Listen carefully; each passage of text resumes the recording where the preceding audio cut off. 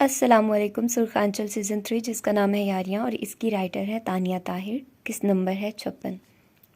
उसके चैम्बर में आग लग गई थी। वो जानता था ये किसने लगवाई है। सारे सबूत मिटाने के लिए उसने चैम्बर में ही आग लगवा दी थी और खुशकिस्मती से गौहर की फ़ाइल उसके रूम में पड़ी थी, जबकि बहुत कुछ वहाँ जल गया था। अजान उसके साथ ही खड़ा था। हैदर ज़रियाब भी थी, जबकि जैन ने आइस और अशर को भी कॉल कर दी थी और वो दोनों भी वहाँ पहुँच गए। आग ज़्यादा न फैले तभी आग बुझाई गई थी, लेकिन आग बहुत बुरी तरह लगी थी कि हर चीज़ खाक हो गई थी।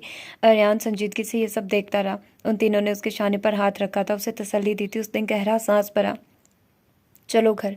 तकरीबन 2-2.5 घंटे बाद आग बुझवाने के बाद हैदर ने ही उन चारों को कहा था। अरियान का चेहरा जहाँ गुस्से और ज़ब्त से सुर्ख था, वहाँ वो तीनों उसके साथ किसी मजबूत पिलर की तरह खड़े थे और वो चारों एक दूसरे के लिए ऐसे ही थे। ना किसी को गिरने दे सकते थे, ना खुद गिर सकते थे। मैं पुलिस को कॉल करता हूँ, अशर बोला, जबकि अरियान ने रोक दिया।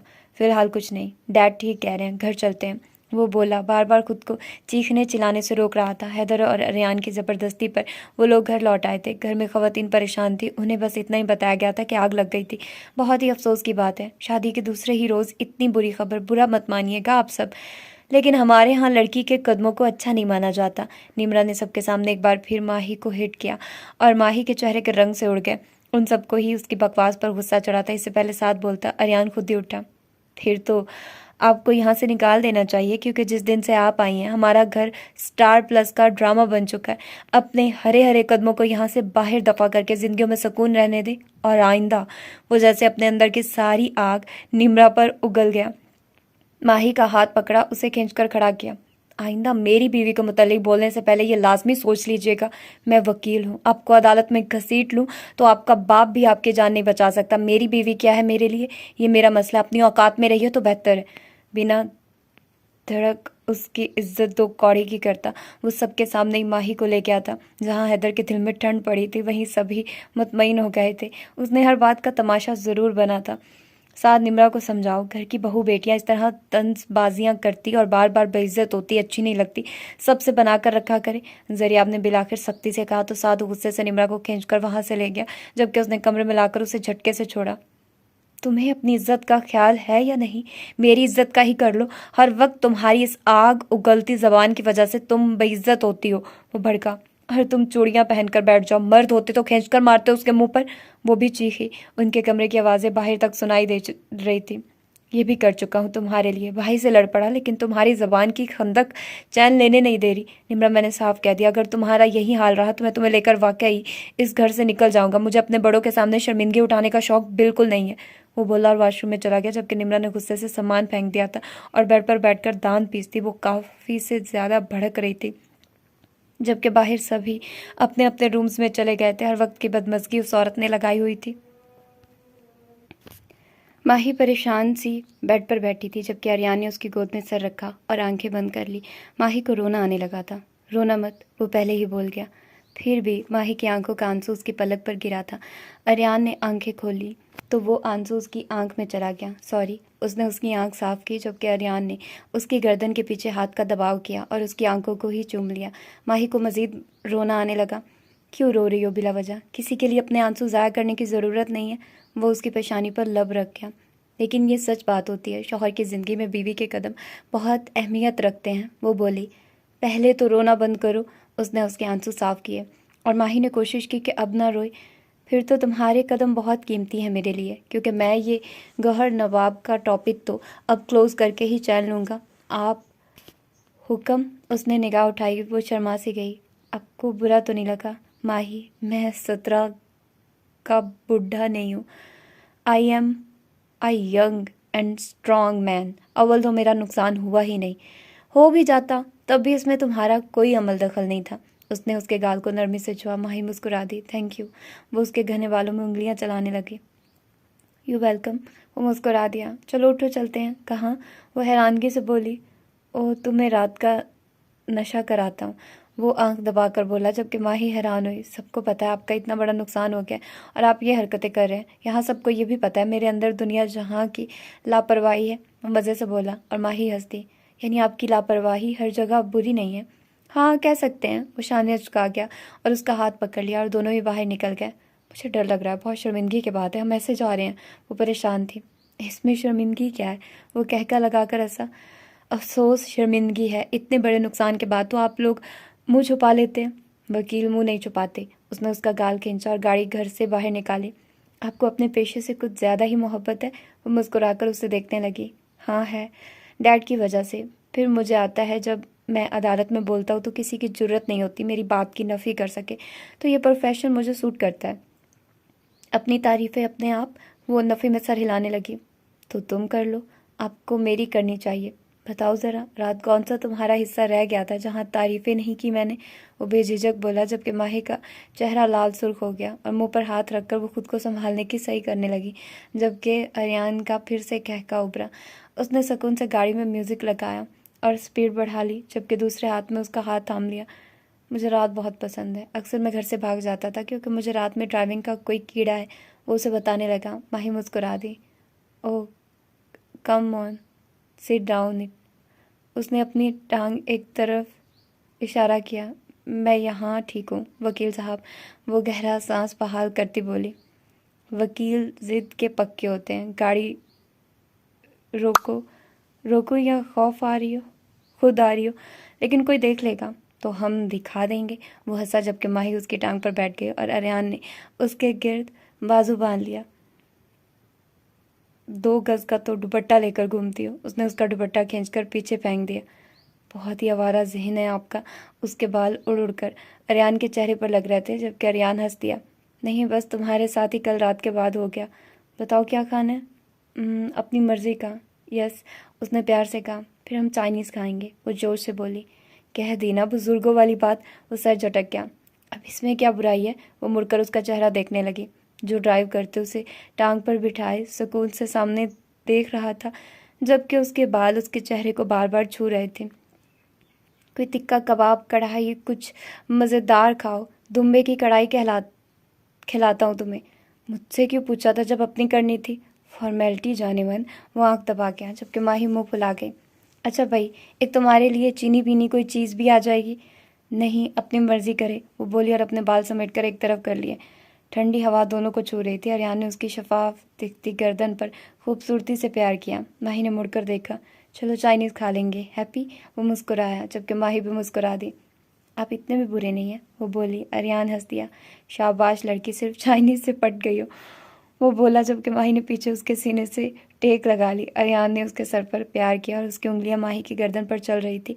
माही को ये ख्वाब सा लग रहा था। कुछ ही देर में दोनों होटल पहुंचे तो माही ने जल्दी से अपनी जगह बदल ली। वो मुस्कुरा दिया और माही दुपट्टा लेकर बाहर निकली तो अरियान उसके शाने पर हाथ रखे उसे अंदर ले आया। रूम कीज ली। हम खाना खाने नहीं आए। वो हैरान हुई। खाने के बाद थोड़ी एक्सरसाइज कर लेंगे, वो आंख मारता बोला, जबकि लबों में मुस्कुराहट रोकी। उसे लिए कमरे की जानिब बढ़ा। मैंने पहली बार देखा ये सब, वो एक्साइटेड से बोली। अरियान ने मुस्कुराकर चाबी घुमाकर दरवाज़ा खोला और माही को तो कमरा दिलो जान से पसंद आ गया। उसने खाना ऑर्डर किया और ख़ुद भी अंदर चला गया। खाने में काफ़ी मज़ेदार चीज़ें थी। वो दोनों आमने सामने बैठे थे। अरियान के आगे कढ़ाई थी, जबकि उसने चाइनीज़ मंगवाया था। मुझे तो अब एहसास हुआ है मुझे कितनी भूख लगी थी, माही खाते हुए बोली। और इतनी भूख में भी क्या बेकार चीज़ खा रही हूँ। चलो मुँह खोले। उसने लुकमा बनाकर उसकी जानिब बढ़ाया। यह बिल्कुल नहीं, मुझे बुरा लगता है ये दुम्बा। वो मुँह बनाकर दूर हुई। कोई जायका ही नहीं है तुम्हारे पास, न सेंस। मुँह खोले, उसने भड़क कर कहा, जबकि माही ने फिर से नफ़ी की। ताकत बनेगी तुम्हारी। मुझे आपकी जितनी ताकत नहीं चाहिए, वो तौबा करती हुई बोली, जबकि वो वही लुकमा मुंह में ले जाते कहका लगा उठा और मायनी खेजी से उसे देखा। माही अपने खाने की जानिब देखने लगी। उस पर से जानबूझकर निगाह हटा ली। बंदा अपने खाने की सुलह मार लेता है। उसने उसे रग़बत से खाते हुए देखकर पूछा, अब मेरा खाना खाकर क्या करेंगे? उसने अपनी प्लेट में थोड़े से चावल देखे, जबकि उसकी प्लेट भरी हुई थी कढ़ाई से। एक अच्छी बीवी का हक ये बनता है कि वो आए, प्यार से अपने हाथों से जहर भी खिलाए तो भी खा लेगा इंसान। आपको बड़ा पता है अच्छी बीवी क्या करती है? वो आईब्रो अचकाकर बोली। वो फिर से हंसा। वो वकीलों को सब पता होता है। बस फिर वकील? मेरे बच्चे भी वकील बनेंगे, वो सुकून से बोला। अल्लाह ना करे ताकि कभी अपनी बीवी को वक्त ना दे सके। वो हंस दिया। कल से अब तक तुम्हें वक्त दे रहा हूँ। झूठ। जब मैं सुबह उठी तो आप गायब थे। आपको पता है कितनी शर्मिंदगी हुई मुझे सबके सामने ऐसे जाते हुए? वो शिकवा कर गई। देखो माही, आदत डालो इन बातों की। तुम खामखा शर्मिंदा हो गई और वो फसाद फैलाने वाली औरत तुम्हारी कमजोरियों को पकड़ेगी, तो बेहतर है तुम कॉन्फिडेंट रहा करो। सबने ही मुझे देखा था, ये तुम सोचती हो, वरना मेरे माँ बाप, बहन भाई और घर का एक एक फर्द मेरे मिजाज से वाकिफ है। लेकिन मुझे याद है तुम मेरी बीवी हो, और मैं ये बात कभी और किसी सूरत नहीं भूलूंगा। तुम इस वहम में मत जाओ कि मैं किसी दिन तुम्हें ही भूल जाऊंगा। वो हंस दिया, जबकि माही को बहुत अच्छा लगा था उसका हाथ पकड़कर कहना। वो मुस्कुरा दी और सर झुकाकर खाने लगी। अरियान ने भी खाना अच्छे से खाया और कुछ ही देर में होटल सर्विस सामान वगैरह ले गई थी। माही को अब घबराहट होने लगी थी। वो सोफे पर बैठी उंगलियां मोड़ रही थी। कल रिसेप्शन है। अरियान ने हाथ बढ़ाया तो उसने उसका हाथ थाम लिया। और मैं चाहता हूँ मेरी पसंद का लिबास पहनूं। वो उसके गाल पर नरमी से हाथ फेरता बोला। आपने मेरे लिए ड्रेस लिया है? वो हैरानगी से उसकी सूरत देखने लगी कि उसके पास इतनी फुर्सत थी कि वो उसके लिए कुछ ले। नहीं, वो साफ इनकार ही कर गया। तो मैं क्या पहनूंगी? माही ने हैरानगी से पूछा। अभी तो ख्वाहिश की है, कल सुबह खरीद लेंगे, वो बोला, जबकि माही मुंह पर हाथ रखकर हंसती।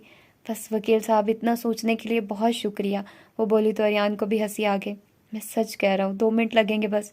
जी नहीं, लाइबा आंटी ने बहुत प्यार से हम दोनों के लिए लिए हैं, मैं वहीं पहनूंगी, वो बोली। तुम्हें कुछ ज़्यादा ही लाइबा आंटी पसंद है, वो उसे बाजू में अचकाक बोला। जब आप नहीं तवज्जो देते थे तो उन्होंने दी है। पूरे हक के साथ देना चाहता था ना तवज्जो, वो आंख दबाकर बोला। जबकि माही मुस्कुराई और एकदम उसकी मुस्कुराहट सिमटी।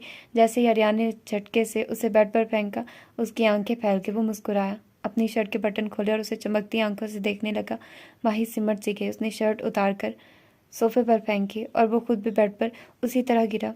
एकदम बेड अंदर को धंस गया और माही की चीख सी निकली। अरियान, बेड टूट गया है। वो चौंक सी गई, उसे खुद पर देखने लगी। मुझे भी दिख रहा है, खर्चा बढ़वा दिया, वो उसकी गर्दन पर से बाल हटाता बोला, जबकि माही उसे हैरानगी से देखने लगी। ये मैंने नहीं, आपने किया है, वो गुस्से से बोली।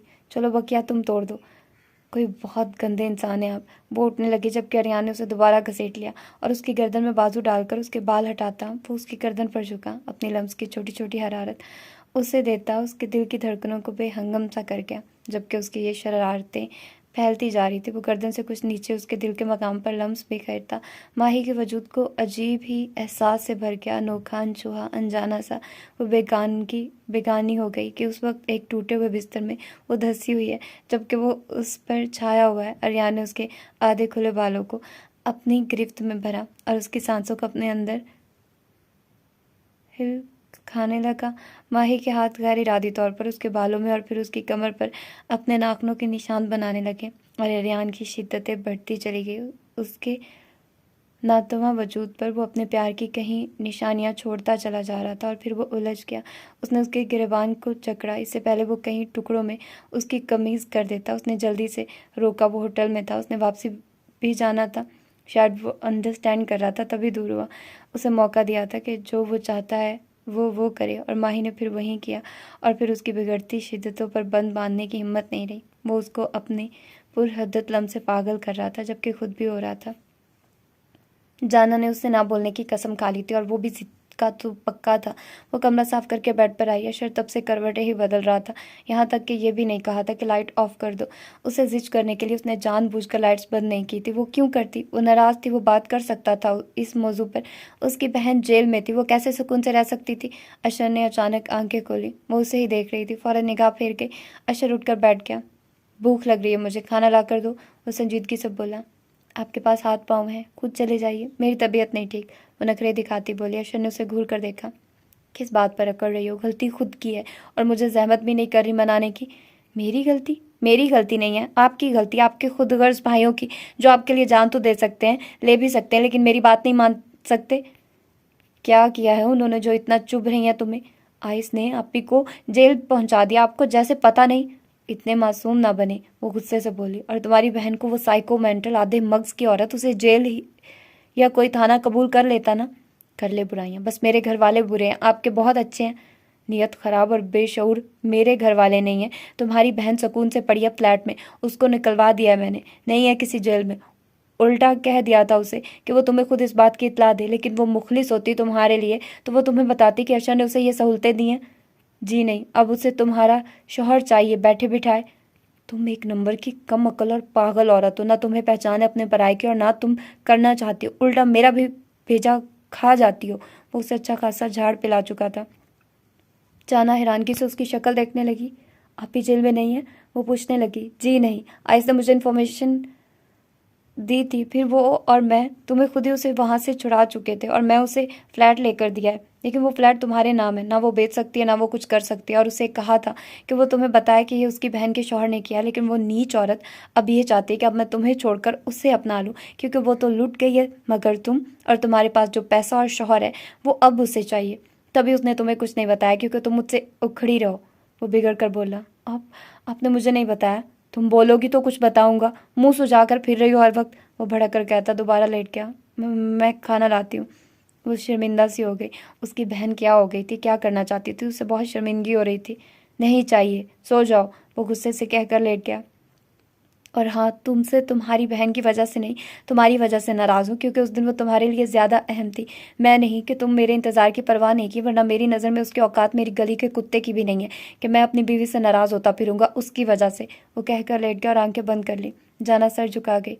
लाइट्स ऑफ कर दो, संजीदगी से बोला, जबकि जाना उठी और नाइट बल्ब जला लिया। उसे देखने लगी।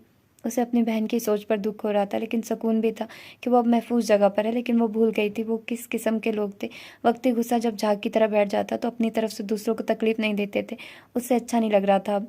पहले तो वो उससे नाराज़ थी और अब वो आहिस्ती से उसके पहलू में लेट के। अशर ने आंखें नहीं खोली। उसका हाथ खींचा और जल्दी से सर उसके हाथ पर रख लिया। अशर ने फिर भी आंखें नहीं खोली और जाना उसके सीने पर हाथ रख के उसकी कमीज़ के बटन छेड़ने लगी। सॉरी, मुझे आपसे बात करनी चाहिए थी, वो बोली। अशर खामोश लेटा रहा। अशर प्लीज़, सॉरी ना, मैं नहीं चाहती आप नाराज़ हो, मैं सच में आप ही की तरफ से शर्मिंदा हूँ। अच्छा है, वो ले जाए तुम्हारा शौहर, तुम्हें तो कदर ही नहीं है। उसने उसे नज़दीक कर लिया।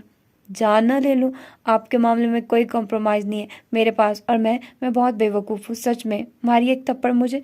वो उठकर उसका चेहरा देखने लगी। अशर ने उसे थप्पड़ मार दिया। अशर, वो चिल्लाई।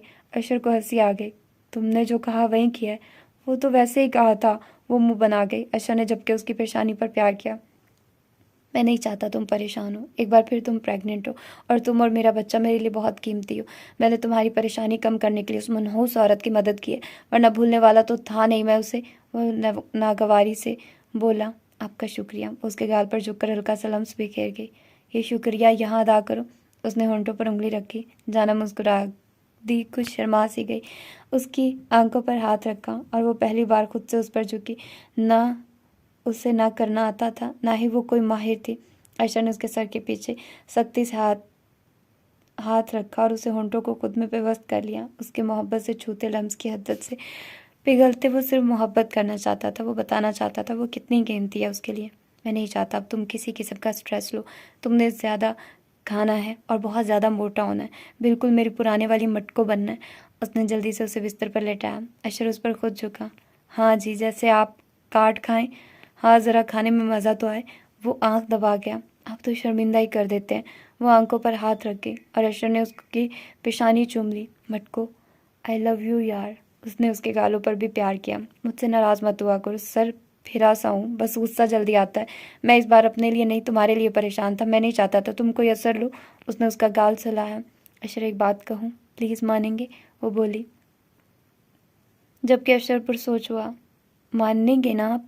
वो आंखें निकाल कर बोली। वो हंस दिया। हाँ बोलो। आप आइंदा किसी भी परेशानी में घर से मत भागिएगा। वो उसके बियर्ड्स को छूती बोली, जबकि अशर मुस्कुरा दिया। इस आदत से तो सब चिढ़ते हैं। वो हंसा। सही चिढ़ते हैं। आप बड़े बेटे हैं, अहल जैसे हो जाते हैं जब नाराज़ हो जाएं। उस आलू का नाम लेकर मेरे मुंह का जायका ख़राब ना करो। क्या है आपको? जाना भड़की। अच्छा, बहुत चिल्ला रही हूँ, अभी बताता हूँ। उसने लाइट्स पर हाथ मारा और उसको गर्दन से जकड़ कर खींच कर उठाया और शिद्दत भरा लम्स उससे बख्शने लगा। जाना की धड़कनों का शोर रक्स बर्पा कर रहा था। शर उस पर अपनी मोहब्बत का हर रंग बरसा रहा था, हर अंदाज से बरसा रहा था। उसके शाने पर रफ्ता रफ्ता बिखरता लम्स वो उसे जल्दी पागल कर देता और जाना उसके बालों में उंगलियां चलाती अपनी बढ़ती हुई सांसों के शोर को सुन रही थी। अशर ने उसे फिर से धकेला और उसके दोनों हाथ मैट्रेस में धंसा दिया और उस पर मोहब्बत की बरसात करने लगा। जाना को उसका भीगा भीगा लम्स अपनी थोड़ी पर गर्दन पर घूमता महसूस हो रहा था। वो बेचैन हो रही थी। अशर उसकी बेचैनी पर मुस्कुराया और उसकी जान पर बन गया था। तो ये थी इसकी आज की एपिसोड। मिलते हैं इसकी अगली एपिसोड में। अपना ढेर सारा ख्याल रखिएगा। अल्लाह हाफिज़।